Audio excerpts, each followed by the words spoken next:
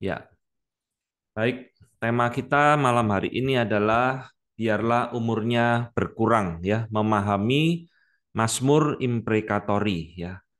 Nah, saudara sekalian, kitab Mazmur ini menjadi salah satu kitab favorit bagi banyak orang Kristen, termasuk juga banyak dikhotbahkan di gereja-gereja. Namun seringkali gereja hanya mengkhotbahkan mazmur-mazmur tertentu ya, tidak semuanya. Nah, khususnya yang menjadi favorit Mazmur sepanjang abad itu adalah Mazmur 23, Tuhan adalah gembalaku. Itulah sebabnya saudara malam ini saya mengajak kita merenungkan satu aspek yang lain dari kitab Mazmur yang jarang dikhotbahkan, jarang diajarkan, sehingga Mazmur ini seolah-olah menghilang ya dari Alkitab kita, padahal Mazmur-mazmur ini juga penting untuk kita ketahui. Nah, mazmur itu adalah biasa disebut dengan imprecatory psalm atau mazmur-mazmur imprecatory ya. Nah, Saudara, saya akan memulai membuka materi kita pada malam hari ini mengutip sebuah mazmur. Mazmur 74 ayat ke-20 berbunyi seperti ini. Pandanglah kepada perjanjian, sebab tempat-tempat gelap di bumi penuh dengan sarang-sarang kekerasan. Ya, saudara, ini adalah satu ajakan dari pemazmur kepada kita supaya kita itu terus mengarahkan pandangan iman kita kepada perjanjian Allah dengan umatnya. Atau dalam bahasa Inggris dikenal dengan istilah covenant. Ya, kenapa kita perlu mengarahkan pandangan kita kepada perjanjian Allah? Sebab tempat-tempat yang di dunia ini penuh dengan sarang-sarang kekerasan. Jadi inilah tema kita pada malam hari ini. Saya mau ngajak saudara untuk review ya beberapa kejahatan-kejahatan yang pernah terjadi di dalam sejarah manusia yang biasa dikenal dengan istilah the problem of evil ya, masalah tentang kejahatan. Saudara-saudara, di dalam sepanjang sejarah dunia, sejak dunia ini sudah berdosa, manusia jatuh di dalam dosa, yang namanya kejahatan, yang namanya dosa itu terus terjadi dan tidak pernah berhenti sampai nanti Tuhan Yesus datang kedua kali, saudara. Dan di dalam lintasan waktu sejarah umat manusia, ada momen-momen tertentu yang mengingatkan betapa jahatnya manusia terhadap sesamanya. Ya, ini di dalam Perang Dunia Kedua, kita ingat bagaimana Hitler membunuh 6 juta orang Yahudi. Kemudian abad ke-20 juga kita ingat ada muncul terorisme ISIS yang menteror berbagai dunia, dan kita juga tidak bisa melupakan peristiwa 9/11 ya tahun 2001 di New York yang terus membekas di dalam ingatan kita, satu bentuk terorisme. Nah, ini adalah kejahatan-kejahatan ya, organized crime, kejahatan yang terorganisasi ya, baik melalui institusi negara ataupun institusi terorisme. Nah, saudara, kekristenan itu juga hidup di dalam dunia yang seperti ini, saudara. Ya, Tuhan itu tidak memberikan kepada umatnya itu satu khusus ya, satu pengkhususan excuse. Oh, karena engkau anak Tuhan, kau tidak mengalami. Tidak. Ya, Tuhan Yesus sendiri mengatakan di dalam Matius 10 ayat 16, lihat aku mengutus kamu seperti domba ke tengah-tengah serigala, sebab itu hendaklah kamu cerdik seperti ular dan tulus seperti merpati. Dan di dalam Lukas 21 dikatakan, dan kamu akan dibenci semua orang oleh karena namaku. Dan ini dibuktikan di dalam sejarah kekristenan sangat dibenci, mengalami banyak penganiayaan sejak berdirinya, bahkan hingga hari ini. Ya, nah, saudara, inilah problem of evil ya, masalah kejahatan yang muncul di dalam dunia. Jadi malam hari ini kita akan berbicara tentang Mazmur Imprecatori. Nah, apa itu sebenarnya Mazmur Imprecatori itu, saudara? Nah, saudara, secara umum, Mazmur Imprecatori ini adalah satu respon pemazmur, termasuk Daud dan pemazmur-pemazmur lainnya, terhadap realitas atau kenyataan adanya problem of evil yang tadi saya sebutkan, saudara. Atau di dalam hal ini adalah moral evil, ya, kejahatan yang dilakukan oleh manusia. Jadi Mazmur ini merupakan seruan, ya, kata Trevor Lawrence di dalam bukunya. Mazmur ini adalah satu mazmur yang berisi sebuah imprecatory, imprecation. Nah, saya tidak menerjemahkan imprecatory ini, saudara, karena tidak ada terjemahan Indonesia yang tepat. Saudara, saya harap bisa belajar untuk mulai mengingat istilah ini ya. Sama seperti kita dulu tidak familiar dengan istilah predestinasi. Sekarang kita mulai karena sering diajarkan, akhirnya kita sangat familiar dengan istilah predestinasi. Nah, istilah imprecatori ini juga tidak ada terjemahannya sebenarnya. Jadi imprecatori itu adalah satu perkataan ya, speech act yang menyerukan, call forth, yang demands, meminta, request, memohon, atau satu ungkapan pengharapan bagi divine judgment, penghukuman Allah dan pembalasan Allah kepada musuh-musuh penulis Mazmur ini. Entahkah dia seorang pribadi, individual, atau dia satu organisasi, corporate entity. Jadi saudara sekalian, kadang-kadang kita menemukan satu terjemahan imprecatory psalm ini diterjemahkan sebagai mazmur kutukan ya, mazmur amarah, mazmur penghakiman, mazmur penghukuman dan sebagainya. Tetapi saya lebih suka kita tetap memakai istilah imprecatory, mazmur imprecatory. Karena di dalam isi daripada mazmur ini tidak selalu kutukan, saudara, ya, tetapi bisa gabungan berbagai macam unsur ini. Ya, jadi saudara mulai harus membiasakan diri dengan istilah Mazmur imprecatori. Nah, di dalam kitab Mazmur kita yang 150 pasal itu, ternyata ada banyak sekali mazmur-mazmur yang merupakan seruan atau doa meminta Tuhan menyatakan penghukuman, meminta Tuhan membalaskan kejahatan dan sebagainya. Misalnya ya saudara, di dalam mazmur-mazmur ini itu seluruh pasal itu berisi imprecatori. Mazmur 7, Mazmur 10 dan sebagainya. Ini satu pasal seluruhnya merupakan mazmur-mazmur imprecatori, ya, seruan kepada Tuhan untuk membalas dan meminta penghakiman. Nah, tetapi mazmur imprecatori ini juga bisa kita temukan di dalam beberapa ayat. Jadi satu pasal itu tidak semua isinya dia muncul satu ayat, dua ayat, tiga ayat, ya. Ya, itu di dalam mazmur-mazmur ini. Jadi memang tidak usah dibacakan, nanti saya akan berikan satu contoh ya. Nah, saya akan berikan satu contoh tentang Mazmur Imprecatori ini yang merupakan judul tema kita pada malam hari ini. Itu sebenarnya Mazmur ya. Diambil dari Mazmur 109 mulai ayat 8 sampai ayat 12. Sebenarnya ini seluruhnya adalah Mazmur Imprecatori. Nah, Saudara, Mazmur Imprecatori itu isinya kira-kira seperti ini, Saudara. Biarlah umurnya berkurang, biarlah jabatannya diambil orang lain, biarlah anak-anaknya menjadi yatim dan istrinya menjadi janda. Biarlah anak-anaknya mengembara tidak karuan dan mengemis, dan dihalau dari reruntuhan rumahnya. Biarlah penagih hutang menyita segala kepunyaannya, dan orang-orang lain menjarah hasil jeripayanya.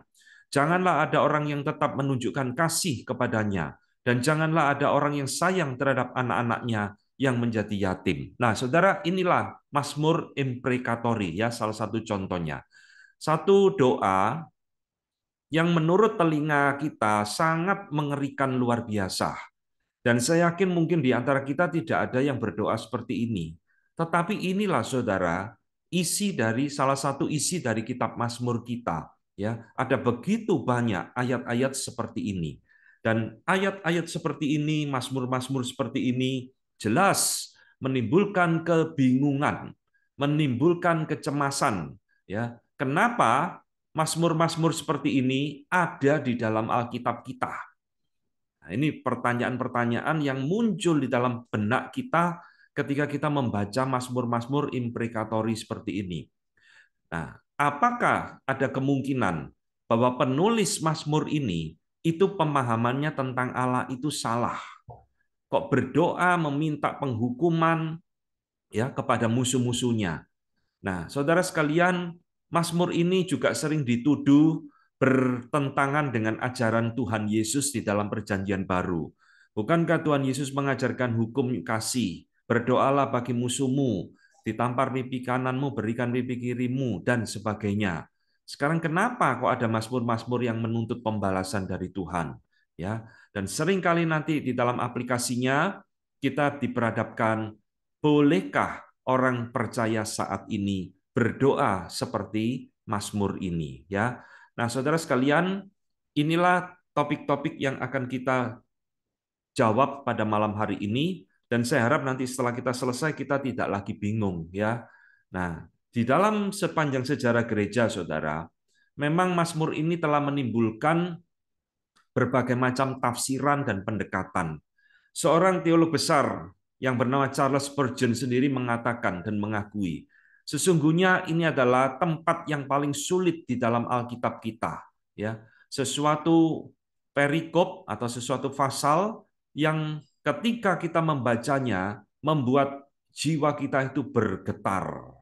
Tetapi inilah Mazmur yang diinspirasikan oleh Allah kepada kita. Maka tugas kita bukanlah untuk menghakimi Mazmur ini, tetapi untuk duduk dan membawa telinga kita mendengarkan apa yang Allah ingin katakan di dalamnya. Jadi ini satu sikap yang baik, ya. Saudara-saudara, hari ini saya akan memulai dengan memberikan beberapa pendekatan bagaimana Mazmur ini harus ditafsirkan sehingga kita itu bisa memahami makna sebenarnya. Saya akan memulai, saudara. Yang pertama, ada pendekatan yang diberikan oleh C.S. Lewis yang disebut dengan defective human character. Jadi pendekatan ini melihat Mazmur imprecatory ini sebagai karakter orang yang cacat, ya, karakter orang yang tidak baik, defect, ya, cacat, defective human character. Nah, saudara, C.S. Lewis ini orang yang sangat terkenal sekali dan banyak pengagumnya, ya. Tetapi banyak orang tidak tahu C.S. Lewis ini di dalam pemikiran teologianya ini sangat bidat luar biasa.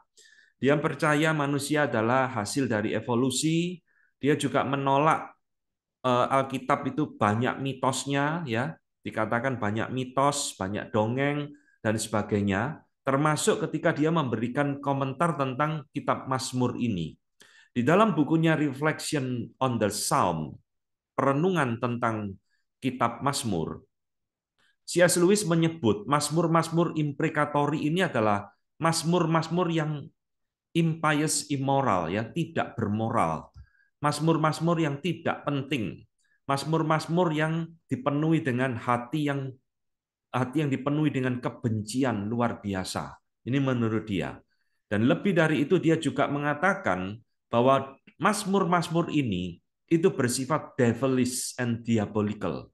Devilish itu kan dari kata devil, ya, iblis. Diabolical juga dari kata diabolos yang artinya satan. Jadi mazmur-mazmur ini mazmur satanik, saudara. Ini mazmur yang terrible, ya, mengerikan dan menjijikkan. Ini kata C.S. Lewis. Satu kritik, maka C.S. Lewis menolak mazmur ini, saudara, ya, dengan kata-kata yang sangat mengerikan dan sangat vulgar seperti ini. Sehingga bagi C.S. Lewis, penulis daripada Mazmur ini adalah seorang yang dipenuhi dengan kebencian, ya, self-pitying, orang yang mengasihi dirinya sendiri, dan orang yang barbar, saudara. Kok ada orang doa seperti ini, ya? Jadi bagi C.S. Lewis, semua yang ditulis di dalam imprecatory psalm ini itu bertentangan dengan etikanya Tuhan Yesus, ya, nggak cocok ini, saudara. Di dalam buku itu dia juga mengatakan satu kalimat yang sangat merendahkan kitab Mazmur ini. Kalimat itu artinya seperti ini, saudara. Saya sudah sering membaca buku-buku literatur orang kafir, ya, pagan literatur, ya, buku-buku orang non-Kristen. Di sana saya menemukan tentang kenajisan, ya. Di sana saya menemukan banyak hal-hal yang brutal, kekejaman dan sebagainya, tetapi tidak seperti buku ini. Nah, dipenuhi dengan kemarahan dan kebencian. Jadi menurut C.S. Lewis, Mazmur imprecatory ini lebih rendah derajatnya daripada tulisan-tulisan orang-orang non-Kristen, pagan literatur, ya. Jadi saudara, kalau gitu untuk apa Mazmur ini ada di Alkitab kita? Bagi C.S. Lewis, ya, ini cuma jadi refleksi pengenalan diri. Coba kamu lihat dirimu seperti ini, enggak? Ya, kalau dirimu seperti ini, ya kamu orang barbar, kamu orang yang penuhi dengan kebencian dan sebagainya. Tapi kalau kamu tidak seperti pemazmur ini, berarti yang engkau lebih baik dari pemazmur ini, ya. Nah, saudara sekalian, Pendekatan seperti ini bukan hanya ada di dalam pemikiran C.S. Lewis, tapi juga muncul di dalam satu seri commentary namanya Pulpit Commentary, saudara. Ini satu seri tafsiran yang terkenal sekali. Ketika di dalam salah satu tafsirannya tentang Mazmur 35, yang juga adalah Mazmur Imprecatory, mengatakan bahwa Mazmur ini dan Mazmur-Mazmur Imprecatory yang lain itu adalah bukan perintahnya Tuhan, tetapi ini adalah man's defective prayers. Ini doanya orang yang rusak, ya, doanya orang yang cacat ini, cacat rohani maksud, rusak ini.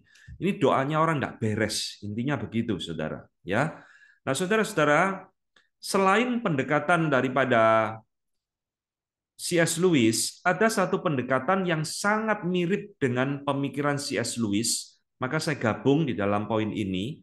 Pandangan itu disebut dengan covenantal inferiority dan juga pandangan dispensasionalis. Jadi pandangan ini, saudara, mengatakan bahwa Mazmur ini ditulis, Mazmur Imprecatory ini, ditulis oleh orang yang memiliki pemahaman yang salah tentang Allah, saudara. Jadi pemahamannya dia tentang Allah itu keliru, makanya dia berdoa seperti itu, ya. Nah, saudara sekalian, dengan kata lain, covenantal inferiority, sesuai namanya inferior, lebih rendah, mengatakan ya, teori ini mengatakan atau pendekatan ini mengatakan bahwa Mazmur ini ditulis oleh orang-orang di dalam perjanjian lama yang tingkat kerohaniannya itu lebih rendah, inferior, dibandingkan dengan kerohanian orang-orang di dalam PB. Bahwa orang-orang dalam PB kan mengajarkan kasihlah musuhmu, berdoalah bagi orang yang menganiaya kamu, dan sebagainya, dan sebagainya. Ya, maka di dalam pendekatan covenantal inferiority ini, mereka ini orang-orang Kristen dalam PL ini yang salah mengerti tentang Allah ini disebut dengan sub-Christian Psalm, Mazmur-Mazmur yang lebih rendah ya dari kekristenan, sub-Christian Psalms. Jadi saudara, saya harap saudara menangkap maksud daripada covenantal inferiority. Orang ini, penulis ini lebih rendah derajatnya, lebih rendah kerohaniannya karena dia salah memahami Allah. Nah, pandangan covenantal inferiority ini dipopulerkan oleh misalkan Arthur Weiser dan William Holiday ya. Nah, saudara sekalian, saya akan lanjutkan sekarang pendekatan yang kedua. Jadi pendekatan ini adalah human defective character. Sekarang pendekatan kedua mengatakan Mazmur imprecatory ini sebenarnya bukan diinspirasikan oleh Allah, ya, bukan diinspirasikan oleh Roh Kudus. Nah, orang yang berpandangan seperti ini misalnya adalah John G. Owen. Nah, John G. Owen ini saya beritahukan sedikit ya. Ini bukan John Owen yang orang Puritan. Ini dua orang yang berbeda, saudara.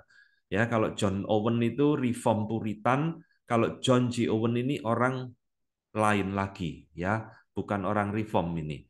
Jadi mengatakan di dalam Mazmur Imprecatory ini banyak ekspresi orang seperti berdarah dingin, ya, kekejaman yang luar biasa. Maka jangan sekali-kali memikirkan atau terbersit di dalam pikiran kita bahwa Mazmur ini diinspirasikan oleh Allah. Ya. Karena isinya mengerikan, maka jangan sekali-kali berpikir ini diinspirasikan oleh Allah. Ini bukan dari Allah, ya. Nah, pandangan John G. Owen ini juga dianut oleh salah satu tafsiran yang juga terkenal, World Biblical Commentary, ditulis oleh Peter Craigie ya. Di dalam tafsirannya Mazmur 1 sampai 50, ini volume pertama, Peter Craigie mengatakan Mazmur-mazmur ini bukan firman Allah, not the oracles of God, bukan firman Allah. Nah, hal yang sama juga dikatakan oleh C.S. Lewis tentunya ya. Kalau tadi dia mengatakan ini mazmur diabolik, mazmur devilish, maka dia mengatakan saya sangat yakin dan tetap sangat yakin ya. Maka kita jangan sekali-kali mencoba untuk menjelaskan mazmur ini. Nah, dan jangan sekali-kali ada muncul di dalam pikiran kita karena ini mazmur ini ada di dalam Alkitab kita, maka semuanya itu bagus. Nah, ini saudara ya. Jadi jangan berpikir karena Mazmur ini ada di dalam Alkitab kita, kamu jangan berpikir Mazmur ini baik dan bagus. Tidak, ya. Menurut C.S. Lewis, ini Mazmur yang jahat, ya, Mazmur yang tidak penting. Nah, sekarang pendekatan ketiga, Saudara, untuk memahami Mazmur yang sulit ini muncul satu pendekatan yang disebut dengan Christological reading, pembacaan secara Kristus, atau dengan kata lain, ini adalah doanya Kristus. Nah, ini dianut oleh seorang yang bernama James Adam. Saudara-saudara, intinya begini. Orang yang boleh berdoa Mazmur seperti ini, itu adalah orang yang tidak bersalah, innocent man ini, Saudara, ya.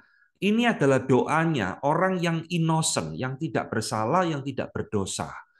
Daud, penulis daripada Mazmur ini, itu bukan orang yang innocent, Daud orang yang berdosa. Maka menurut pendekatan ini, Saudara, sebenarnya yang berdoa di dalam kitab Mazmur itu bukan Daud. Tetapi Daud itu hanya mewakili Kristus yang berdoa. Nah, ini Kristus ada di dalam Daud, dan sesungguhnya Kristus yang tidak berdosa itulah yang sedang berdoa di dalam Mazmur ini bersama dengan Daud. Saya harap saudara menangkap maksudnya ini. Jadi ketika Daud berdoa ini, sebenarnya Daud itu sedang mewakili Kristus yang nanti di dalam perjanjian baru akan mengalami penganiayaan, mengalami kekejaman, mengalami ketidakadilan. Jadi Daud ini seperti bayang-bayang daripada Kristus. Ya, maka disebut dengan Christological reading, the prayer of Christ. Ini doanya Yesus sebetulnya. Nah, James Adam juga mengatakan bahwa ketika Daud berdoa ini, Daud ini tidak memahami apa yang dia doakan, ya, beyond his own understanding. Daud tidak ngerti sebetulnya apa yang dia doakan. Dan dia hanya mengantisipasi kedatangan dan penderitaan anak Allah, yaitu Yesus Kristus. Ini James Adam. Saudara, pendekatan ini sangat populer ya, karena memang kalau kita ngomong, oh imprecatory psalm ini doanya Tuhan Yesus. Karena hanya orang yang tidak berdosa boleh berdoa seperti ini. Ini seolah-olah menyelesaikan banyak masalah, saudara. Nah, pandangan ini itu juga dianut oleh Bapak Gereja Agustinus dan juga Martin Luther. Jadi Agustinus dan Martin Luther juga berpikir dan memakai pendekatan yang sama, bahwa imprecatory psalm ini itu adalah exclusively miliknya Kristus sebetulnya. Ya, nah saudara, bukan hanya Martin Luther, bukannya Agustinus, di abad ke-20 ini juga dianut pendekatan ini oleh seorang teolog Jerman yang bernama Dietrich Bonhoeffer. Ya, Dietrich Bonhoeffer ini seorang teolog Jerman yang akhirnya juga dihukum mati oleh Hitler di dalam masa-masa Perang Dunia Kedua. Nah, Bonhoeffer juga mengatakan sama dengan James Adam tadi, saudara, bahwa itu adalah innocent Kristus yang tidak berdosa, ya, yang berdoa Mazmur ini dari mulutnya Daud. Nah, sebab sekali lagi tidak mungkin ada orang yang berdosa mampu dan bisa berdoa seperti ini, saudara.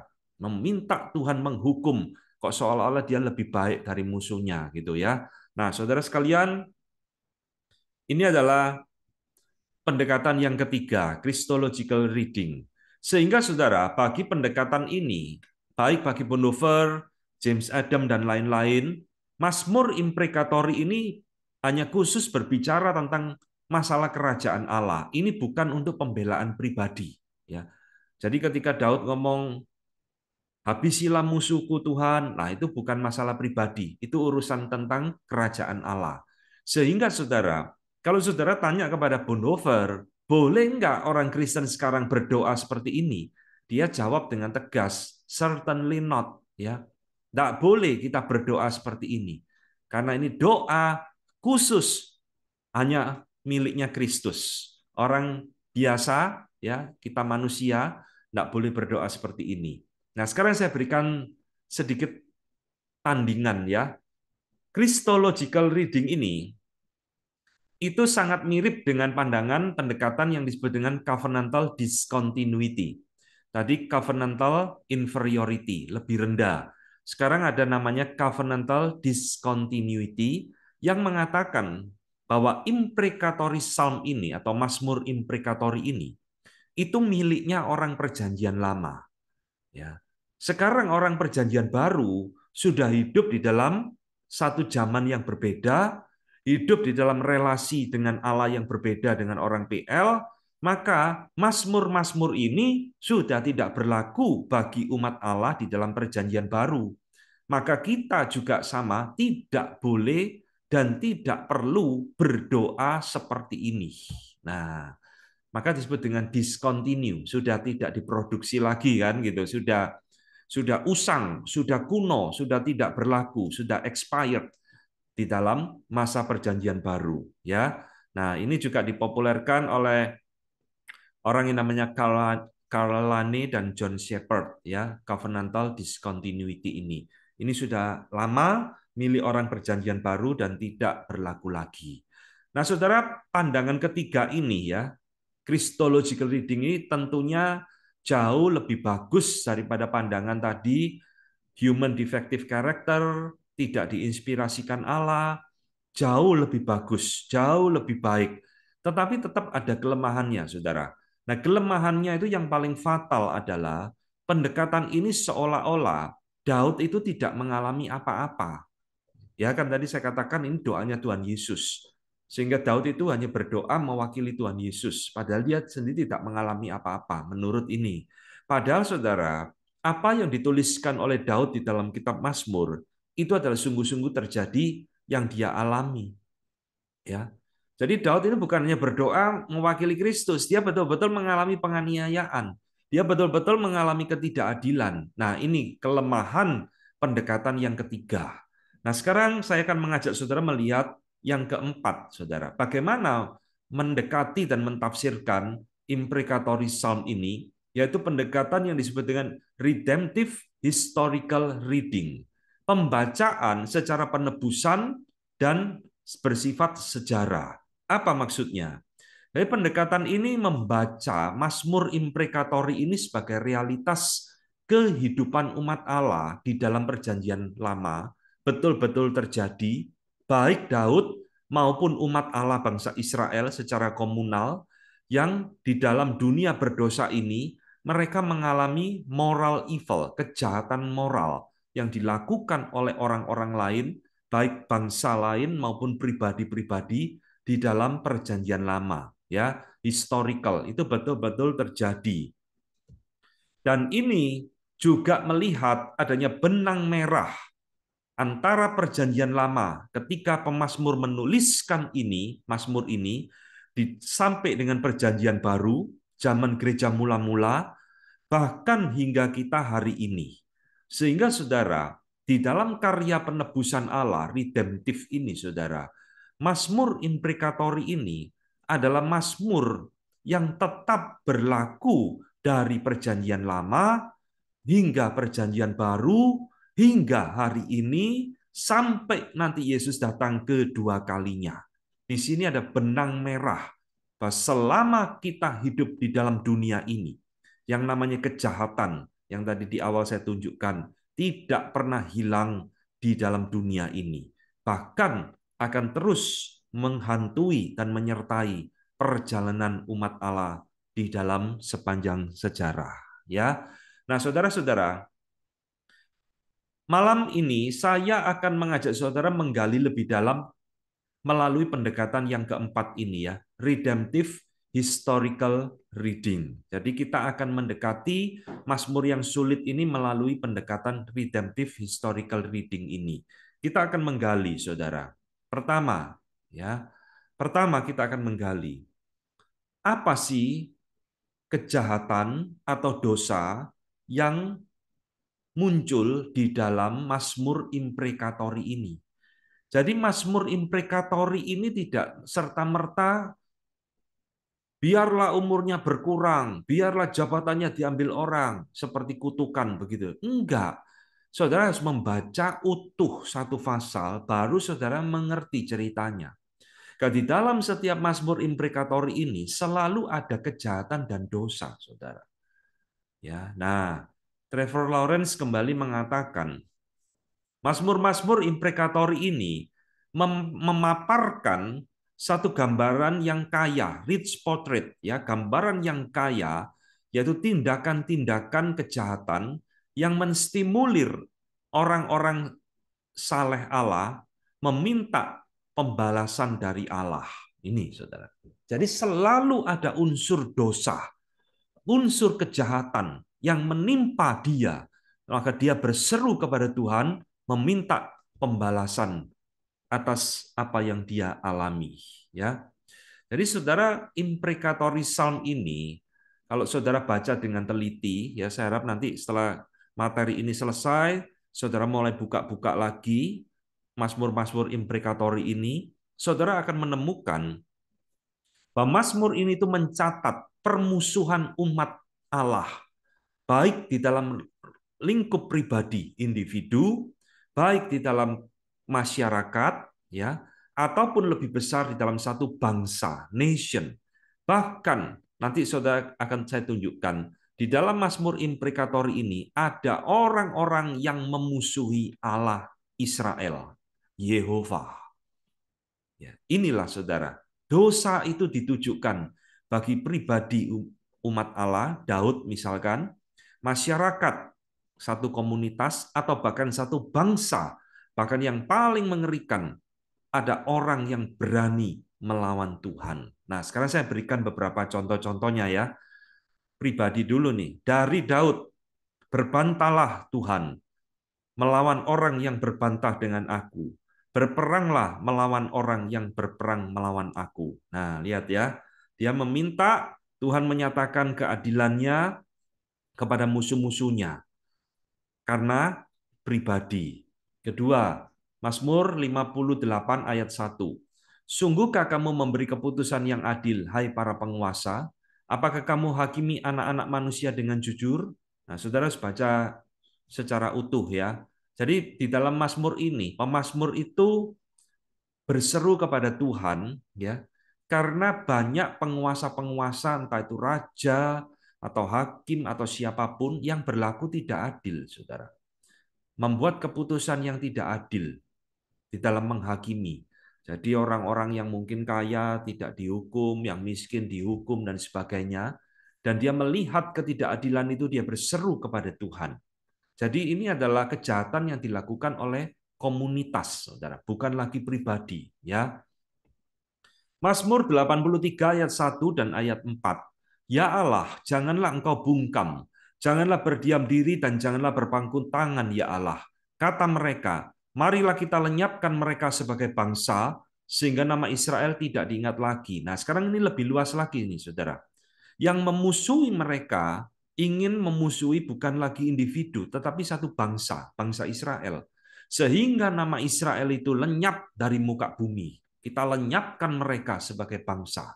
Ya, jadi saudara, kejahatan-kejahatan yang dilakukan oleh orang-orang tertentu, bangsa-bangsa tertentu, ingin melenyapkan bangsa Israel, dan pemazmur ini membawa pergumulan ini kepada Tuhan. Lihat Tuhan, umatmu sedang mengalami seperti ini. Ya, nah saudara, Mazmur 83 ayat yang kedua, ini tadi ayat 1 sampai ayat keempat ya. Ayat yang kedua ini dikatakan, kenapa pemazmur itu berdoa seperti itu? Sebab sesungguhnya musuh-musuhmu ribut, orang-orang yang membenci engkau meninggikan kepala. Saudara mulai nangkep. Jadi orang yang memusuhi umat Allah, pasti mereka memusuhi Allah sendiri. Musuh-musuhmu ribut, orang-orang itu membenci engkau, meninggikan kepala, dan ingin melenyapkan umatmu, Tuhan. Inilah isi Mazmur 83. Ya. Nah, saya kasih contoh lagi ya, Mazmur 74 ayat 7 dan ayat 10. Mereka menyulut tempat kudusmu dengan api. Mereka menajiskan tempat kediaman namamu sampai pada tanah. Berapa lama lagi ya Allah, lawan itu mencela dan musuhmu menista namamu terus-menerus. Lihat saudara, ini kan berbicara ketika bait Allah itu dihancurkan, tempat kudusmu dibakar, dinajiskan, ya, dan tempat kediaman namamu itu diratakan dengan tanah. Kenapa Tuhan kau berdiam diri? Berapa lama lagi engkau berdiam diri? Musuhmu itu menista namamu terus-menerus. Lihat, saudara. Jadi, saudara, ini adalah satu permusuhan sebenarnya ketika orang itu menganiaya umat Tuhan, menindas umat Tuhan. Sebenarnya mereka tidak langsung atau secara langsung atau tidak, mereka sendiri sedang melawan Allah Yahweh. Nah, saya berikan kesimpulan dari beberapa contoh yang tadi saya berikan ini ya. Jadi kalau saudara membaca Mazmur Imprecatori ini, saudara akan menemukan 4 ciri utama. Mazmur ini berbicara tentang dosa dan kejahatan yang bersifat kekerasan, ya, penindasan, ketidakadilan, penumpahan darah, dan penistaan nama Tuhan. Isinya ya selalu ini, saudara. Sekitar selalu berputar-putar, kadang-kadang muncul 2, kadang-kadang muncul 4, kadang-kadang 3, dan urutannya bisa berbeda-beda. Tapi tidak jauh-jauh dari ini. Ini berbicara tentang dosa dan kejahatan yang dilakukan oleh orang yang membenci Allah dan umatnya. Ini, ya. Nah, saudara, ketika kita membaca imprecatory psalm ini, jangan selalu berpikir ketika pemazmur ini berseru kepada Tuhan, meminta keadilan, orang yang jahat itu selalu bangsa yang lain. Tidak, saudara. Seringkali justru yang muncul adalah yang berbuat jahat adalah bangsa Israel itu sendiri. Ya, jadi ini tidak tertutup. Pemazmur itu berdoa melihat bangsanya sendiri yang berbuat jahat kepada sesama bangsa Israel. Misalnya, ini ayat-ayat yang sudah saya kutip ya. Sungguhkah kamu memberi keputusan yang adil, hai para penguasa? Apakah kamu hakimi anak-anak manusia dengan jujur? Jadi Mazmur ini ditujukan bukan untuk bangsa lain, saudara. Mazmur imprecator ini ditujukan untuk intern bangsa Israel sendiri yang berbuat jahat, menindas ya para janda dan sebagainya, bangsanya sendiri. Nah, ini yang harus kita ingat. Jadi kita jangan berpikir ini selalu berbicara tentang bangsa asing, ya. Nah, ini yang pertama. Imprecatory psalm selalu berbicara tentang dosa dan kejahatan yang dilakukan oleh manusia. Entah itu bangsa Israel sendiri atau bangsa asing, ya. Yang kedua, Saudara, redemptive historical reading ini sekarang akan berbicara dasar daripada imprecatory psalm ini. Dasarnya apa? Kok berani pemazmur ini berdoa seperti ini? Apa dasarnya? Ini penting sekali. Nah, saya akan tunjukkan sekarang. Saudara-saudara, tadi di awal sekali daripada renungan ini, saya mengajak saudara membaca Mazmur 74 ayat ke-20. Itu Mazmur yang sangat indah. Pandanglah kepada perjanjian Allah, sebab di bumi ini begitu banyak gelap, tempat yang gelap yang dipenuhi dengan kekerasan dan kejahatan. Pandanglah kepada perjanjian Allah. Saudara, itulah dasar imprecatory psalm. Ya, Trevor Lawrence mengatakan di dalam cerita imprecatory psalm ini, ya, apa yang mereka panjatkan di dalam doa-doa mereka, kedengarannya sangat barbarik, ya, sangat barbar bagi telinga modern, bagi telinganya kita. Tetapi sesungguhnya apa yang mereka doakan itu konsisten dengan komitmen perjanjian Allah dengan umatnya. Ini kuncinya, saudara. Pegang ini baik-baik.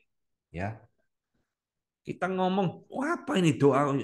Biarlah umurnya berkurang, biarlah jabatannya ini, biarlah istrinya jadi janda. Ini doa apa? Saudara-saudara, doa ini, pemazmur berdoa bukan sembarangan doa, saudara. Dia berani berdoa seperti ini karena di situ ada God's covenantal, perjanjian Allah dengan umatnya. Ini yang jadi dasarnya. Ya, di mana dia ingin atau dia memohon keadilan Allah di dalam kerajaannya. Saudara-saudara, saya akan memberikan 2 ayat yang biasa dijadikan dasar daripada imprecatory psalm ini. Banyak teolog memakai ayat ini, saudara. Kejadian 12 ayat yang ketiga. Ketika Tuhan memanggil Abraham, Tuhan memberikan janji kepada Abraham seperti ini. Aku akan memberkati orang-orang yang memberkati engkau dan mengutuk orang-orang yang mengutuk engkau. Dan olehmu semua kaum di muka bumi akan mendapat berkat. Ya. Tetapi ada satu ayat yang jauh lebih fundamental daripada perjanjian Allah dengan Abraham. Ayat itu, saudara, ada di dalam Kejadian 3 ayat 14-15 yang kita kenal dengan istilah protevangelium, Injil yang mula-mula. Setelah manusia jatuh di dalam dosa, berfirmanlah Tuhan Allah kepada ular itu, karena engkau telah berbuat demikian, terkutuklah engkau di antara segala ternak dan di antara segala binatang hutan. Dengan perutmu lah engkau akan menjalar, dan debu tanahlah kau makan seumur hidupmu. Aku akan mengadakan permusuhan antara engkau dan perempuan ini, antara keturunanmu dan keturunannya. Keturunannya akan meremukkan kepalamu, dan engkau akan meremukkan tumitnya. Perhatikan, saudara, kata-kata yang saya garis bawahi. Terkutuk, permusuhan, meremukkan kepalamu. Ya, jadi sekarang saudara mengerti. Inilah dasar daripada imprecatory psalm. Pemazmur ketika berdoa kepada Allah dengan kalimat seperti itu, didasarkan kepada satu realitas. Setelah manusia jatuh di dalam dosa, di situ muncul dua jenis manusia. Satu adalah orang yang mengasihi Allah, satu adalah orang yang membenci Allah.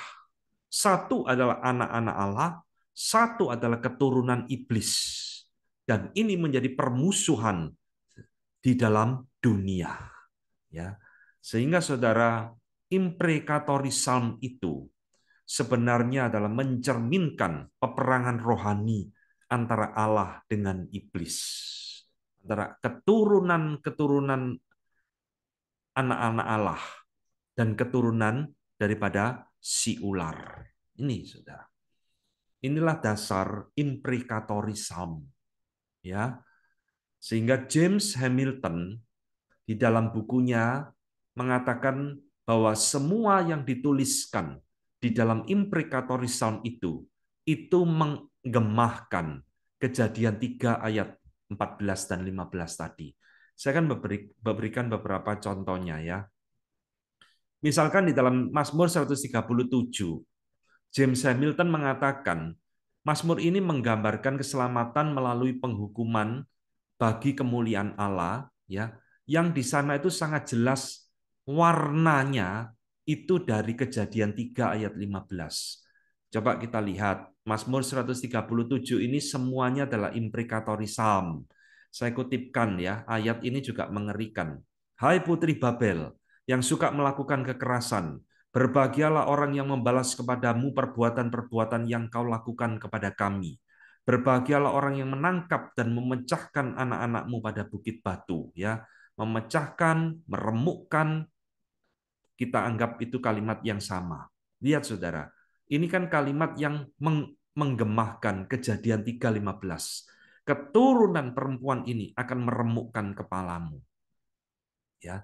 Jadi Mazmur 137 ini ditulis di dalam pembuangan ya, di tepian sungai Babel kami merindukan Sion. Mazmur ini pernah dinyanyikan oleh grup Boney M, saudara, by the riverside of Babylon. Ya, when we remember Zion, we wept dan seterusnya. Itu dari Mazmur 137 ya. Jadi dikatakan berbahagialah orang yang membalas kejahatanmu yang kau lakukan kepada kami.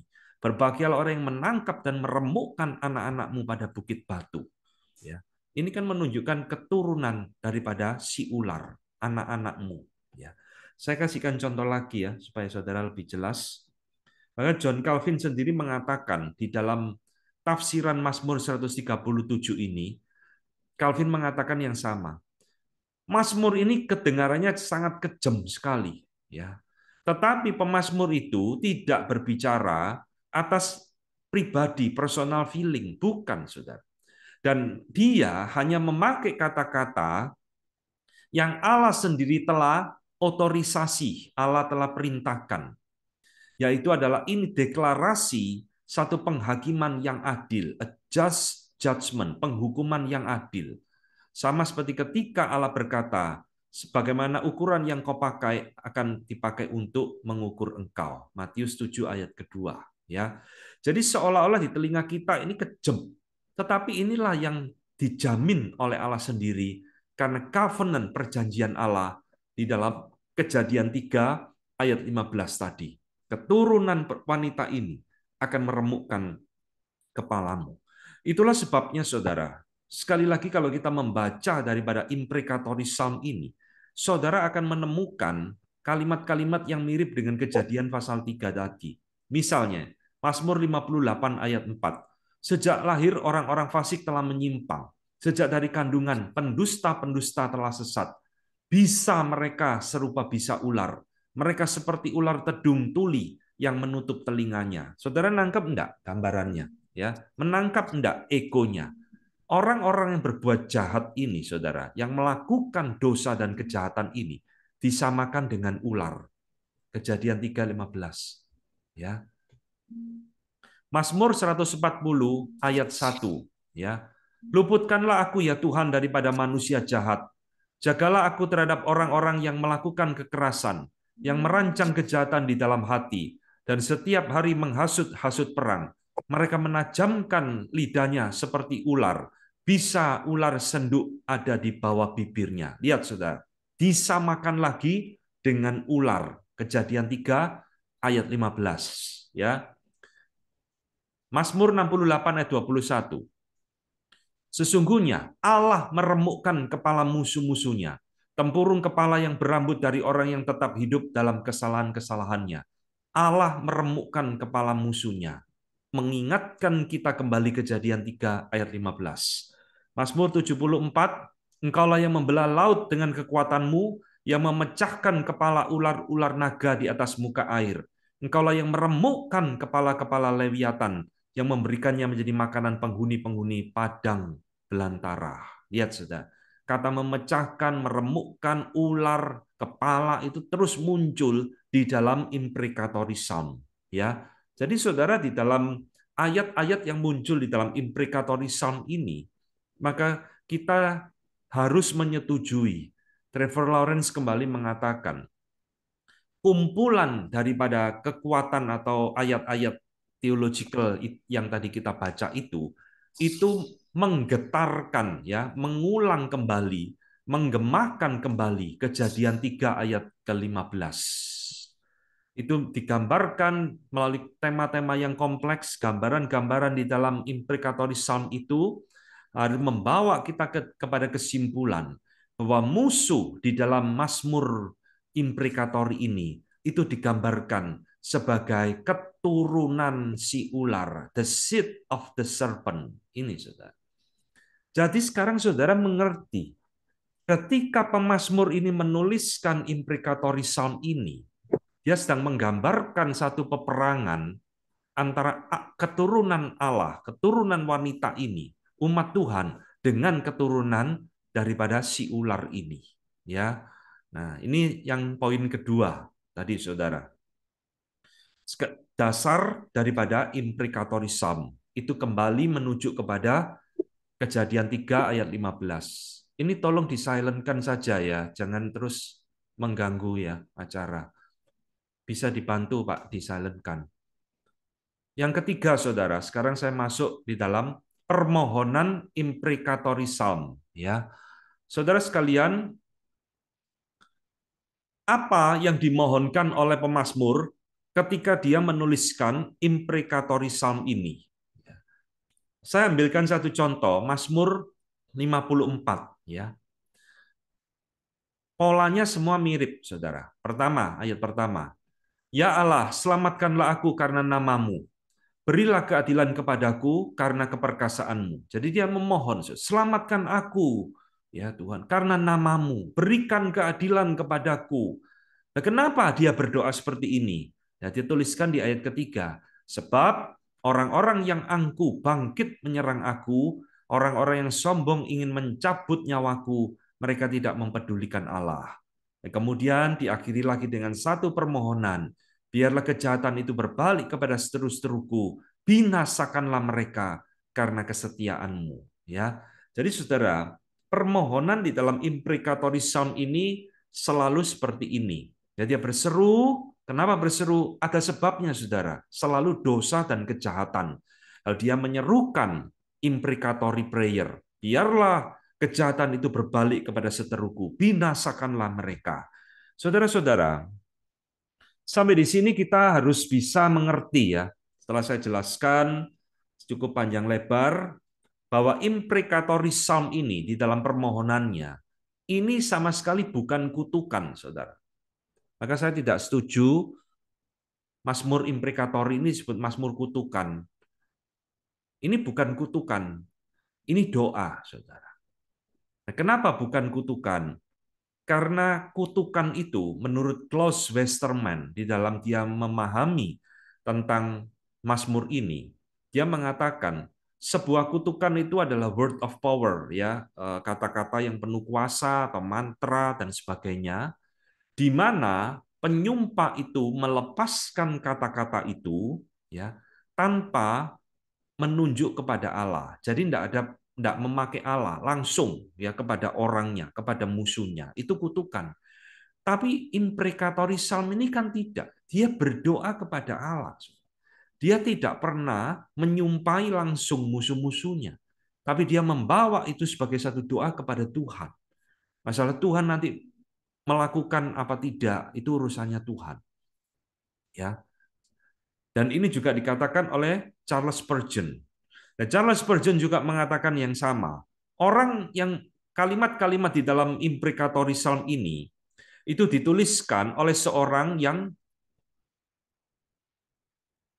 memiliki keberanian di dalam peperangan, tetapi juga adalah orang yang bermain musik, ya, a man of music yang memiliki hati yang lembut. Nah, dan itu dituliskan, dialamatkan kepada Allah di dalam bentuk sebuah mazmur, kata Spurgeon. Maka tidak mungkin Mazmur-Mazmur ini berarti semata-mata adalah angry cursing, kutukan kemarahan secara pribadi. Ya, jadi saudara harus bisa membedakan bahwa Mazmur ini adalah bukan kutukan, tetapi adalah satu doa, permohonan daripada Mazmur ini, doa kepada Tuhan. Ini poin yang ke C, ya. Poin yang keempat, ke D, saya akan jelaskan sekarang apa motivasi dari pemazmur ini berdoa seperti ini. Saudara, motivasi pemazmur itu bisa kita bedakan menjadi dua aspek, ya. Aspek vertikal dan aspek horizontal. Kita bahas dulu aspek vertikal. Tujuannya dia berdoa itu apa? Motivasi dia berdoa seperti ini apa? Saudara, tidak lain, motivasi terbesar pemazmur berdoa ini itu adalah bukan untuk pribadinya dia sebenarnya. Tadi saya sudah menjelaskan ya, imprecatory psalm ini didasarkan kepada satu peperangan rohani, saudara, antara Allah dan iblis, antara umat Allah dan umat iblis. Maka motivasi terbesar dia berdoa seperti ini adalah agar kemuliaan Allah tidak direndahkan, tidak diremehkan, tidak dinista, tidak dirusak oleh kejahatan dan dosa manusia. Ini loh motivasi dia terbesar. Jadi Mazmur ini bukan Mazmur balas dendam pribadi, saudara. Bukan. Dia membawa apa yang dia alami, umat Israel alami kepada Tuhan. Tuhan, lihat umatmu dihina oleh orang-orang yang membenci Engkau, Tuhan. Ya. Dia meminta Tuhan menghukum orang-orang yang berbuat jahat ini. Nah, Mazmur 79, tolonglah kami ya Allah, penyelamat kami. Demi kemuliaan namamu, lepaskanlah kami dan ampunilah dosa kami oleh karena namamu. Demi kemuliaan namamu. Mazmur 109, tetapi Engkau ya Allah Tuhanku, bertindaklah kepadaku oleh karena namamu. Lepaskanlah aku oleh sebab kasih setiamu yang baik. Ya, bertindaklah oleh karena namamu. Saudara-saudara, Martin Lloyd Jones di dalam tafsirannya tentang imprecatory psalm ini juga mengatakan kalimat yang sama. Lihatlah kepada pemazmur, ya. Lihatlah kepada Mazmur imprecatory ini. Apakah itu?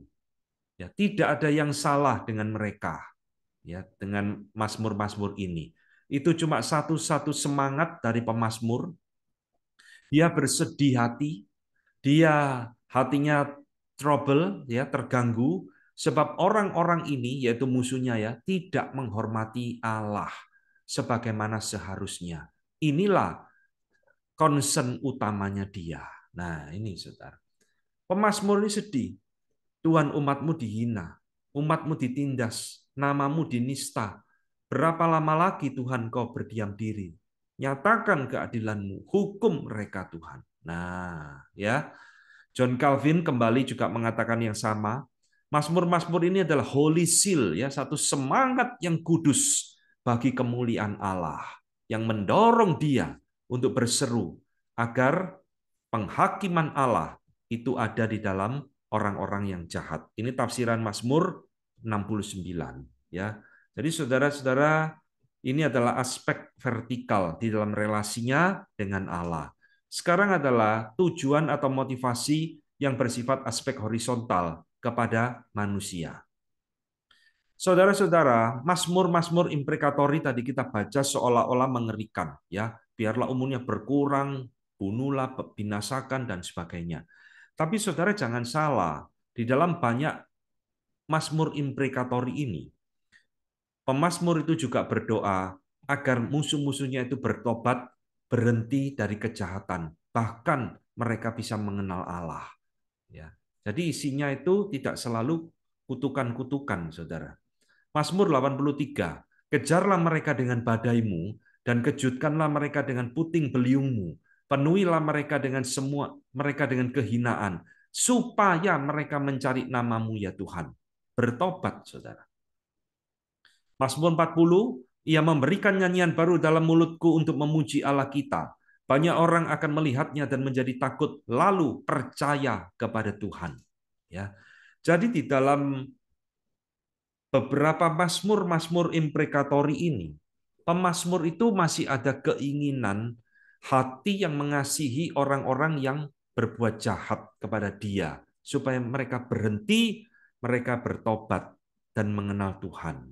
Ya, tapi kalau sampai pun Tuhan menghukum mereka, itu tetap adalah satu bentuk kasih kepada musuh-musuhnya. Trevor Lawrence kembali, ya, saya kutip. Bahkan jika tindakan Allah tidak membawa pertobatan kepada musuh-musuhnya, maka permohonan pemazmur ini untuk keadilan Allah tetap bisa dipahami sebagai satu permohonan bagi musuhnya untuk hal-hal yang baik. Itu ada satu request of love, permohonan kasih. Loh, kok bisa, saudara? Kok bisa permohonan seperti itu adalah permohonan yang bersifat kasih? Iya, karena pemazmur dengan meminta Tuhan kalau sampai menghukum mereka, berarti mereka berhenti dari kejahatan mereka. Ngerti ya maksudnya, ya? Jadi kalau sampai Tuhan itu tidak menghentikan kejahatan mereka, mereka akan berbuat jahat terus tidak pernah berhenti, saudara. Jadi dengan meminta Tuhan menghentikan kejahatan mereka melalui penghukuman yang adil kepada mereka, itu ada satu bentuk kasih supaya musuh-musuh ini tidak terus-menerus hidup di dalam dosa dan kejahatan. Ya. Maka saudara, saya memberikan kesimpulan singkat sampai di dalam poin ini. Jadi imprecatory psalm ini bukan lahir dari kebencian, saudara. Bukan lahir dari dendam kesumat. Melainkan ini satu doa mencari keadilan Tuhan. Karena dia mengalami sesuatu ketidakadilan, penindasan. Dan di dalam perjanjian Allah dengan umatnya, dia memberanikan diri untuk memohonkan ini kepada Tuhan. Doa ini kalau kita pelajari sejauh yang saya sampaikan, Itu muncul karena hati yang mengasihi Allah. Hati yang tidak rela nama Allah dinista. Hati yang tidak rela umat Tuhan dianiaya. Dan hati yang mengasihi sesamanya. Ya, jadi Mazmur ini bukan diaplikasikan, wih ada Mazmur imprecatory, saya ada musuh, lalu saya tak berdoa, hancurkan Tuhan bisnisnya, buatlah dia sakit lalu mati Tuhan. Bukan, saudara. Itu urusan pribadi kita, tidak ada urusannya dengan umat Allah, tidak ada urusannya dengan kingdom of God. Bukan seperti itu imprecatory psalm. Ya, ini berbicara tentang peperangan rohani antara Allah dengan iblis, antara umat Allah dengan umat iblis. Oke ya, ini adalah tentang penjelasan saya imprecatory psalm. Sekarang saya akan masuk di dalam poin berikutnya. Jadi redemptive historical reading ini menolong kita mengerti sekarang apa itu imprecatory psalm. Saudara-saudara, di awal tadi saya mengatakan, beberapa pendekatan justru mengatakan imprecatory psalm ini sudah tidak berlaku. Imprecatory psalm ini orang-orang perjanjian lama, orang-orang perjanjian baru tidak seharusnya berdoa seperti ini. Maka ini adalah bertentangan dengan etika perjanjian baru dan ajaran Tuhan Yesus. Benarkah demikian? Saudara, pandangan-pandangan seperti ini itu salah total, saudara. Saya akan menunjukkan kepada saudara bahwa di dalam perjanjian baru pun imprecatory psalm ini tetap berlaku. Ya, pertama, saudara jangan kaget, Tuhan Yesus sering mengutip imprecatory psalm. Mazmur 14 ayat ke-18. Ketika mereka duduk di situ dan sedang makan, Yesus berkata, "Aku berkata kepadamu, sesungguhnya seorang di antara kamu akan menyerahkan aku, yaitu dia yang makan dengan aku." Ya, ini dalam perjamuan terakhir. Saudara, ketika Tuhan Yesus ngomong seperti ini, saudara tahu nggak? Dia sedang mengutip imprecatory psalm Mazmur 41, saudara. Ketika pemazmur ini berseru kepada Tuhan, "Tuhan, ya, sahabat karibku yang kupercayai ini yang makan dengan roti bersama aku, itulah orang yang mengkhianati aku, Tuhan, telah mengangkat tumitnya terhadap aku." Tuhan Yesus kutip loh imprecatory psalm ini. Tuhan Yesus nggak anti. Oh, itu perjanjian lama, nggak usah dikutip. Ya, itu orang-orang zaman dulu yang inferior, yang pengenalannya kepada Allah keliru. Enggak, Tuhan Yesus kutip. Bahkan penulis Markus ya juga sama, Injil Markus. Maka datanglah seorang dengan bunga karang, mencelupkannya ke dalam anggur asam, lalu mencucukkannya pada sebatang bulu dan memberi Yesus minum serta berkata, "Baiklah, kita tunggu dan melihat apakah Elia datang untuk menurunkan dia." Nah, saudara tahu tidak apa yang terjadi di atas kayu salib ini yang dilakukan perwira mencucukkan bunga karang ini? Itu kutipan dari Mazmur imprecatory.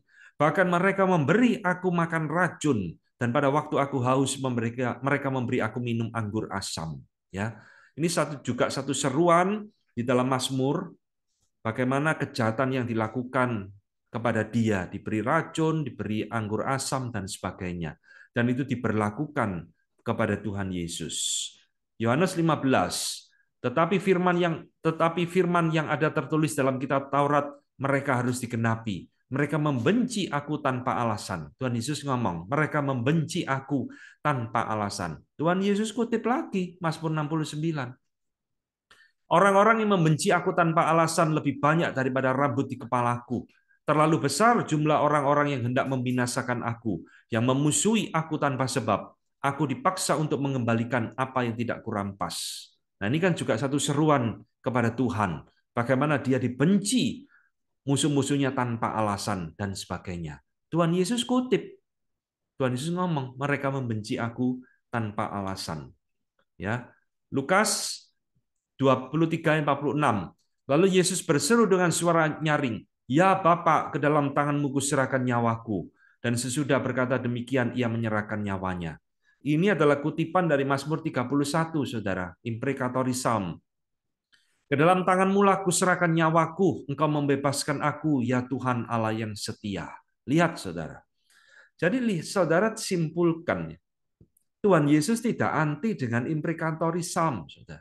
Tuhan Yesus berulang kali mengutip Mazmur-Mazmur ini di dalam perkataan-perkataannya, sebab dia sedang mengidentifikasikan dirinya, dia menyamakan dirinya dengan penulis Mazmur imprecatory ini.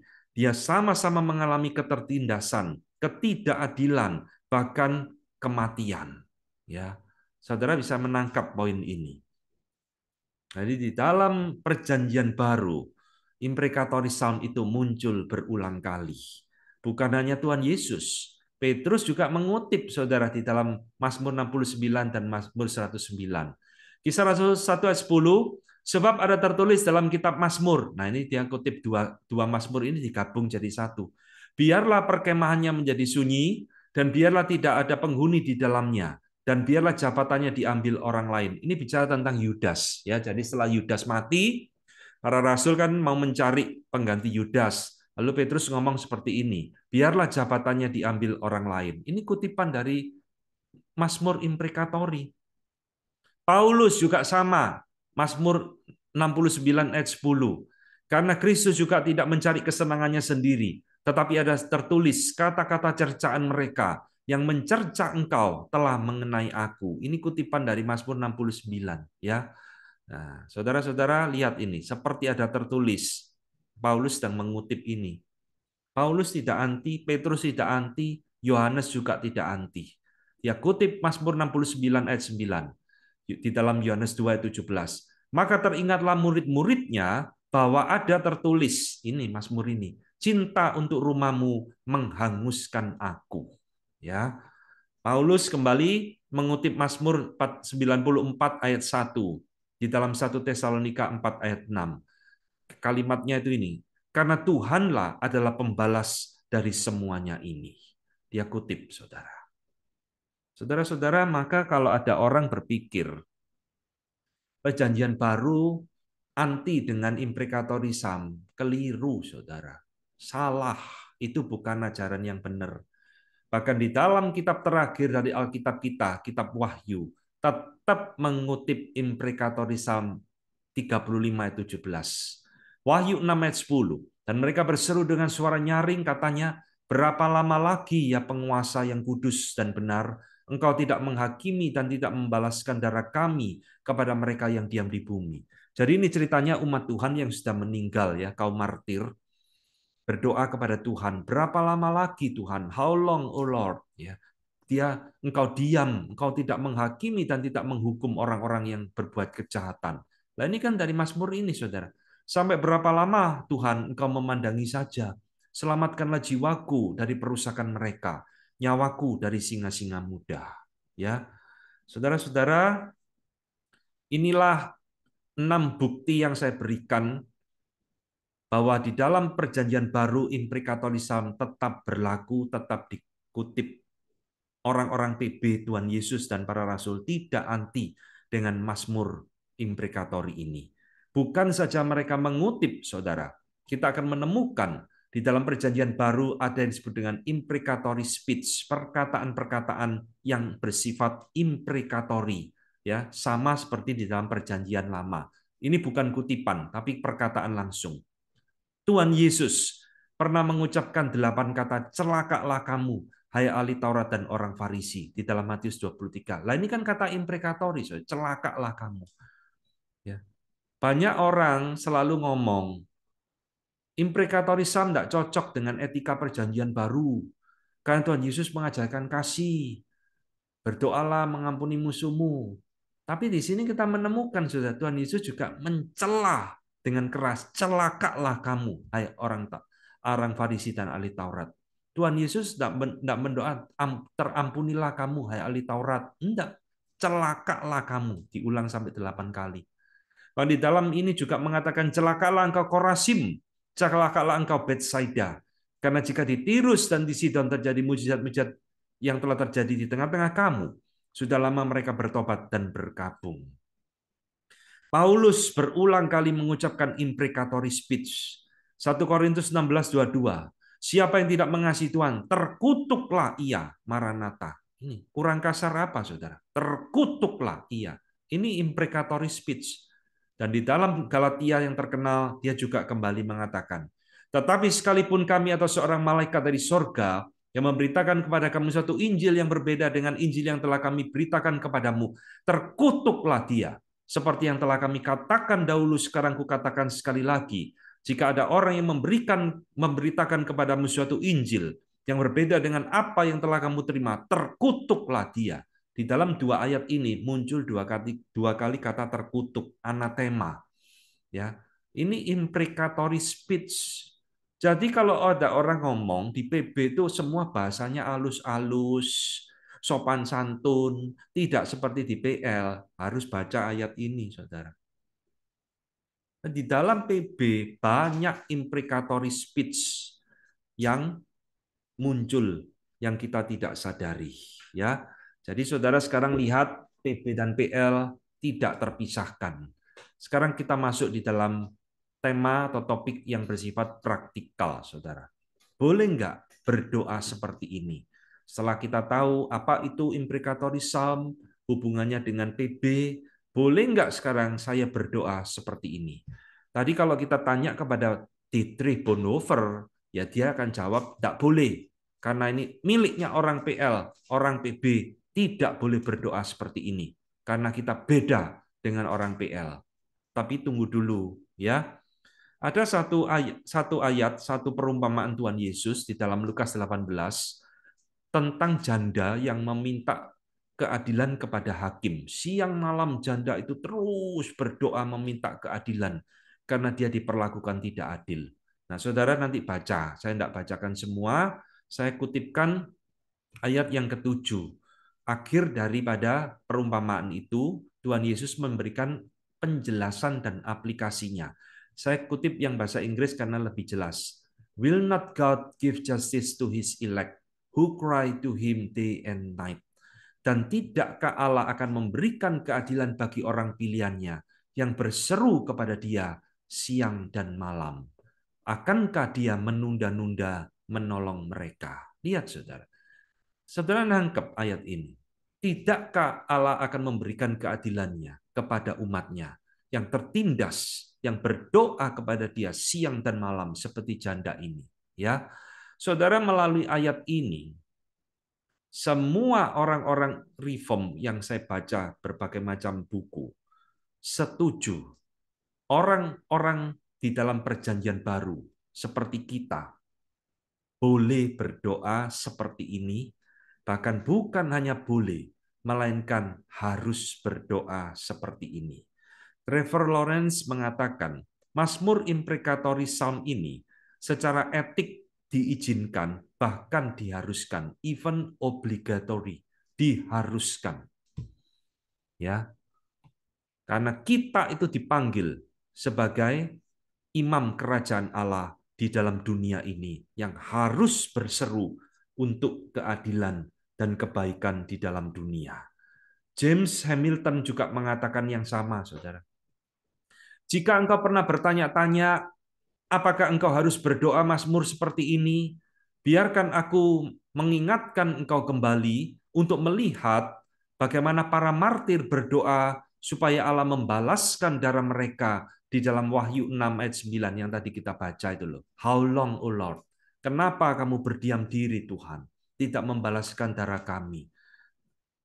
Engkau harus berdoa doa imprecatory seperti ini.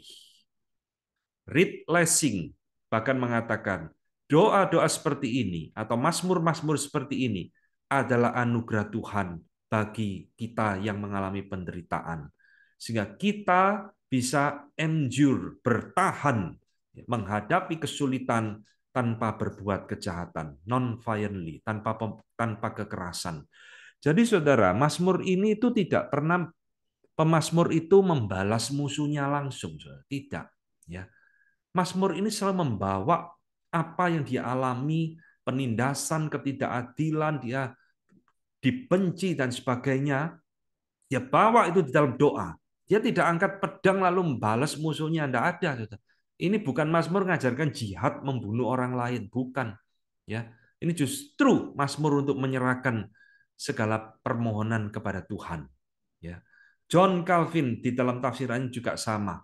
Segala sesuatu yang dinyatakan di dalam Mazmur ini haruslah dengan tepat itu diberlakukan bagi Kristus, karena Kristus juga mengalami, ya. Tadi Kristus mengutip berulang kali kepala sang gereja dan kepada semua orang yang percaya. Jadi John Calvin sendiri tidak melarang, oh ini cuma Kristus tok yang boleh berdoa seperti ini, ya. Umat Tuhan tidak boleh. Tidak, Saudara. Ini tafsiran dia Mazmur 109 dengan jelas. And to all the faithful, anak-anak Tuhan. Mereka boleh berdoa kepada Tuhan, meminta permohonan supaya di mana pembalasan itu adalah miliknya Tuhan. Memang kita tidak boleh membalas langsung, tapi kita boleh berdoa memohonkan itu kepada Tuhan demi keadilan, demi supaya orang itu berhenti berbuat kejahatan. Ya, Johannes Gerhardus Voss juga sama. Bahkan dia mengatakan bukan hanya boleh, tetapi harus berdoa seperti ini di dalam public and private exercise of the worship of God. Jadi di dalam kebaktian publik dan di dalam doa pribadi kita, private, di dalam penyembahan kita kepada Tuhan. Silakan berdoa. Nah, saudara-saudara, di dalam mempersiapkan ini ya, saya juga diingatkan melalui materi ini, sekarang saya mau bagikan juga kepada saudara. Kadang-kadang, bukan kadang-kadang ya, sering bahkan selalu di dalam doa-doa syafaat di gereja ketika kita mendoakan orang lain yang mengalami penganiayaan di negara lain ataupun di negara kita atau siapapun, kita itu selalu berdoa supaya orang-orang yang dianiaya itu dihibur oleh Tuhan, dikuatkan imannya, dan sebagainya. Betul kan? Tapi kita tidak pernah berdoa untuk pembuat kejahatan ini, saudara. Kita selalu berdoa, kuatkan dia Tuhan, kuatkan mereka, hiburkan mereka Tuhan. Tapi kita tidak pernah berdoa untuk orang-orang yang berbuat kejahatan ini seperti imprecatory psalm ini. Hentikan Tuhan. Nyatakan keadilan-Mu Tuhan. Ya, bila perlu hukumlah mereka sesuai keadilan-Mu Tuhan. Supaya kejahatan ini berhenti. Kita harus berani loh saudara berdoa seperti itu. Karena inilah yang didoakan di dalam imprecatory psalm. Ingat ya, kita bukan mengajarkan membalas orang itu, bukan. Tapi kita memohonkan keadilan itu kepada Tuhan. Nah, saudara, pertanyaan berikutnya. Jadi ini sudah terjawab ya. Bolehkah berdoa seperti ini? Boleh. Tidak ada orang reform yang melarang. Siapa kalau begitu yang boleh berdoa? Apa semua jemaat boleh berdoa seperti ini? Nah, ini hati-hati. Saudara, imprecatory prayer ini itu sangat menuntut kedewasaan rohani seseorang. Ini sangat menuntut pengenalan tentang Allah yang beres, yang sudah matang. Dia betul-betul mengenal Allah. Jadi apa yang tadi kita bahas di depan, teori yang mengatakan ini orang yang membuat Mazmur ini orang yang tidak mengenal Allah, ini ngawur, saudara. Justru orang yang menulis Mazmur ini adalah orang yang pengenalannya kepada Allah sudah sangat matang sekali. Dia mengenal Allah perjanjiannya dengan baik sehingga dia berani menuliskan Mazmur ini. Ya. Jadi ini adalah orang yang memiliki kepekaan, dewasa rohani, orang yang cinta Tuhan sehingga dia tahu apa yang hendak dia doakan. Ini bukan doa balas dendam, Saudara. Biarlah keluarganya hancur Tuhan, ya. Biarlah bisnisnya hancur, bangkrut Tuhan. Ini orang gila, saudara. Ini bukan orang dewasa rohani. Ini bukan orang cinta Tuhan. Ini orang penuh kedagingan. Kalau doanya seperti itu, ya. Jadi saudara, saya percaya di dalam hal ini tidak semua jemaat bisa dan boleh berdoa seperti ini, ya. Memang nggak ditanya boleh nggak? Boleh. Tapi siapa? Ya ini orang yang harus dewasa rohani. Nah, James Adam mengingatkan kepada kita, kita memohon bukan untuk kepentingan personal kita, saudara. Bukan untuk kemenangan kita atas musuh-musuh pribadi kita, tetapi adalah untuk kemajuan kerajaan Allah, supaya musuh-musuhnya itu dihancurkan.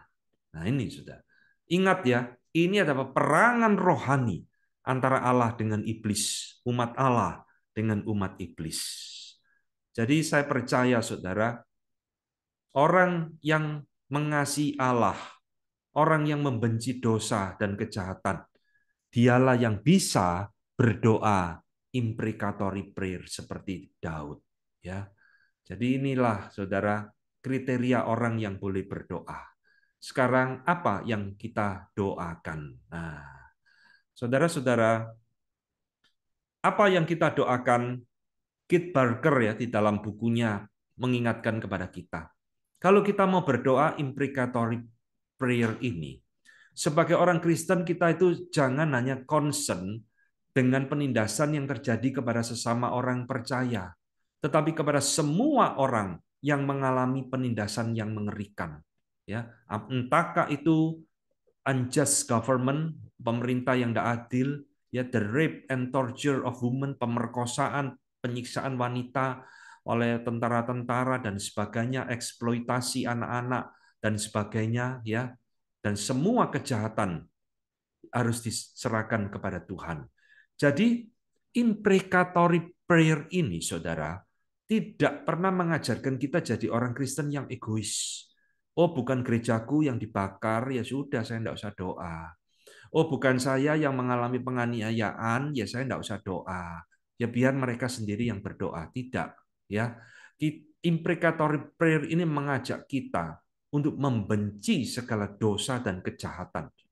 Entah dilakukan kepada sesama anak Tuhan ataupun kejahatan lain di muka bumi ini. John Goldinge, seorang profesor Perjanjian Lama juga sama. Mazmur ini menunjukkan kepada kita, jika kita tidak mengalami penganiayaan ya atau penindasan dan kita tidak ingin Tuhan itu bekerja melawan kejahatan itu, there is something wrong with us. Ada yang salah dengan kita. Tafsiran Mazmur 35. Jadi sama saudara. Kalau kita merasa tidak mengalami penganiayaan ya kita tidak usah doa. John Goldinge mengatakan ada yang salah dengan kita, ya. Maka kita harus berdoa untuk segala bentuk kejahatan agar Tuhan nyatakan keadilannya di muka bumi. Sekarang saya akan tunjukkan apa yang harus kita doakan. Pertama, selalu doakan pertama pertobatan mereka. Ya. Tadi saya sudah tunjukkan ya, pemazmur berulang kali berdoa ingin mereka bertobat, saudara. James Adam kembali. Doa kita harus sama seperti pemazmur, sehingga mereka mencari namamu ya Tuhan. Ya, tadi yang sudah kita baca. Mengapa kita diajarkan untuk berdoa bagi keadilan Allah untuk musuh-musuh kita? Supaya mereka bertobat. Tidak ada yang lebih jelas dari doa ini. Nah, ini saudara, doakan supaya mereka bertobat. Karena kalau sudah bertobat, mereka pasti berhenti dari kejahatan mereka. Selalu tujuannya sama. Kejahatan harus dihentikan. Nama Tuhan tidak boleh dihina. Kedua, doakan juga kalau didoakan tidak mau bertobat, penghukuman yang bersifat sementara, temporal judgment. Ya, ini penghukuman yang bersifat fisik, sama seperti Tuhan menghukum orang-orang di dalam perjanjian lama. Ya Allah, hancurkanlah gigi mereka dalam mulutnya, patahkanlah gigi geligi singa-singa muda, ya Tuhan. Bangunlah Tuhan, hadapilah mereka, rebahkanlah mereka, luputkanlah aku dari pedangmu daripada orang fasik. Jadi dia meminta Tuhan menghukum secara temporal judgment. Tujuannya juga sama, ya, supaya mereka berhenti, kalau syukur-syukur bisa bertobat lebih baik lagi. Nah ini, doa-doa ini bersifat temporal judgment. Satu doa yang dipanjatkan gereja ya supaya interruption, memberhentikan agresi dari musuh-musuhnya, serangan dari musuh-musuhnya. Inilah isi doa kita, ya. Nah, saudara, yang ketiga, sudah temporal judgment tidak bisa, ya. Ini kita doakan hal-hal yang bersifat eschatological judgment, penghukuman yang bersifat akhir zaman atau penghukuman yang kekal, ya. Harry Menenga, saudara, mengatakan kita harus berdoa untuk conversion of sinner, pertobatan orang-orang berdosa, yang tadi sudah kita bahas. Pada saat yang sama, at the same time, ya kita tetap harus berdoa supaya kerajaan Allah ini segera datang. Nah, kalau kerajaan Allah ini segera datang, berarti itu melibatkan satu doa untuk kehancuran kingdom of evil, kerajaan iblis dan semua keturunannya yang ada di dalamnya. Jadi saudara, Harry Menenga ini mengingatkan, inilah tension ya, inilah satu paradoks, satu ketegangan di mana orang percaya itu hidup. Dia berdoa satu pihak ingin orang-orang jahat itu bertobat, tetapi pada saat yang sama dia juga menginginkan keadilan Allah itu dinyatakan di dalam dunia ini. Nah, Martin Luther juga mengatakan kalimat yang sama. Kita harus berdoa bagi musuh-musuh kita supaya mereka bertobat dan menjadi teman kita, ya. Dan jika tidak, ya kita harus berdoa supaya apa yang mereka lakukan dan apa yang mereka desain itu gagal dan tidak berhasil. Dan mereka secara pribadi binasa dihukum Tuhan, ya, daripada Injil dan kerajaan Kristus yang hancur. Jadi kalau sampai terpaksa, biar mereka yang dihukum. Saudara sekalian, saya akan mengakhiri materi kita dengan satu kutipan lagi dari Mazmur, ya. Ia senang kepada keadilan dan hukum, bumi penuh dengan kasih setia Tuhan. Nah, ini saudara yang mengakhiri pembicaraan kita. Jadi Tuhan itu senang dengan keadilan dan hukum, Tuhan senang kalau bumi itu penuh dengan keadilan dan hukum, penuh dengan kasih setia Tuhan. Saya harap materi kita malam ini boleh membuat saudara sekarang mengerti, tidak lagi bingung membaca imprecatory psalm, tapi justru saudara mulai senang merenungkan dan membaca Mazmur ini. Oke ya, saya berhenti sampai di sini.